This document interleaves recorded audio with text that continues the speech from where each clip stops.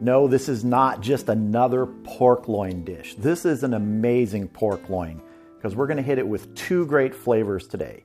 We're going to do a rosemary sage rub, and we're going to follow that with a stone fruit glaze.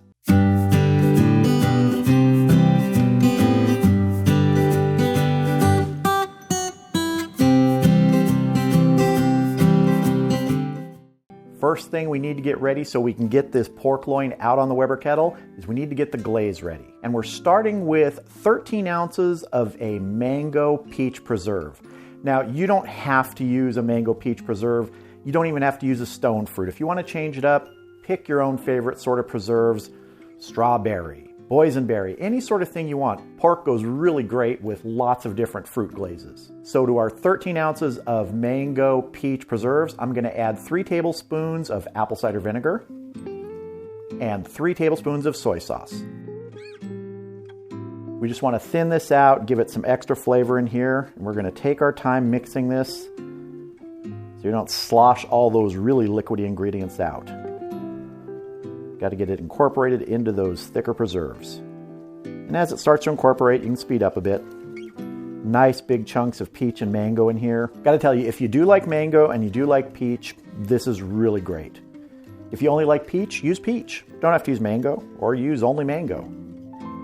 Another one that works really well, it's not a stone fruit or anything, but blackberries, those work great as a glaze for pork. So you can get like a blackberry or even a boysenberry preserve, fantastic. Mix them up, mix them together, try different things. Let's give this a little taste here. That's going to be fantastic. So this is going to go in the refrigerator, and when it comes time to glaze, we're going to take about half of this to glaze our pork loin. The other half we're going to reserve to sauce this at the end. So let's move on to making our rub. So I have my spice grinder here, and I'm just going to go ahead and add the ingredients to get this rub ready. Starting with a tablespoon of dried rosemary, a tablespoon of dried sage, a tablespoon of dried parsley, 1 teaspoon of cracked black pepper, 2 teaspoons of kosher salt.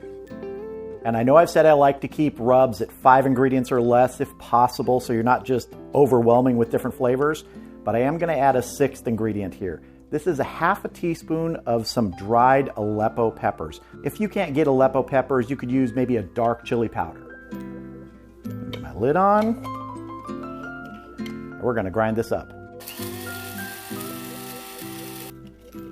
Oh, you can already get that smell coming out of there as you move the lid and that sort of powdered rub comes out. Rosemary and sage, you get that right away. All right, let's get our pork loin out here and get it rubbed up. So the pork loin I'm working with today is a little over 3.5 pounds. We're just going to go ahead, get this rubbed up. Don't need a binder, there's plenty of surface moisture. Just want to get our nice rosemary sage rub all over this. And we're going to be doing this fully indirect today. No direct sear on this at all.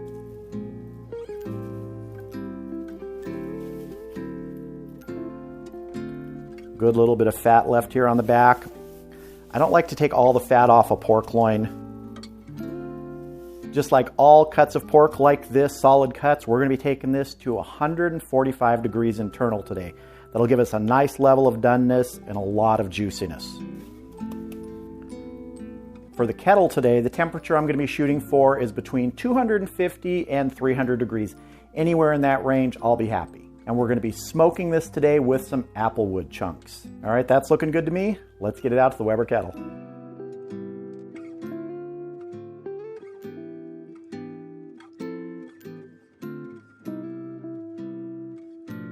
So the kettle temp's at 289, right in that 250 to 300 range. Let's go ahead and get our pork loin on.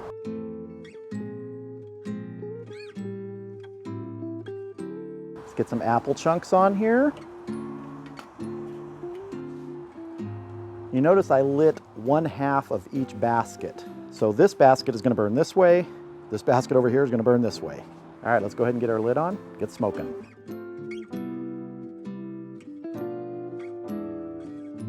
My top vent is set in the 1/2 open position, and my bottom vent is set in the 2/3 open position. So we're going to be taking this to 145 internal. but at 120 degrees, that's when we're gonna glaze it. So I'll see you back out here at 120 degrees.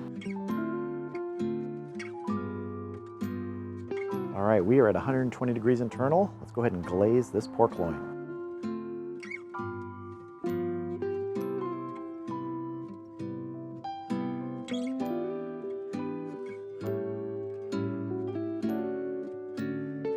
All right, let's get our lid on. Let this finish up to 145 degrees. All right, we're at 145 internal. Let's get a look at our pork loin. That is looking tasty.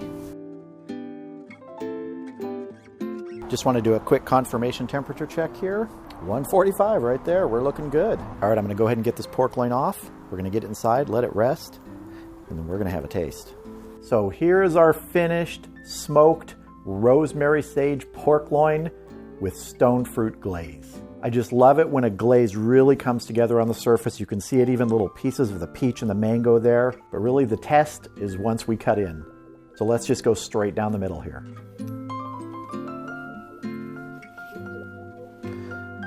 Oh yeah, there we go. Got a little bit of a juice-a-lanch going. That is looking good. Let's cut a slice here.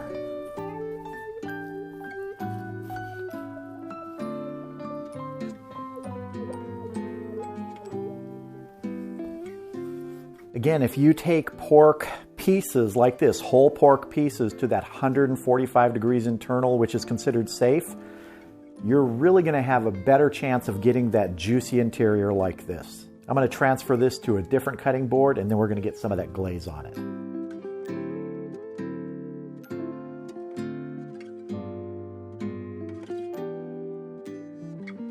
Yeah, this is looking fantastic. I'm not waiting anymore. It's time to taste.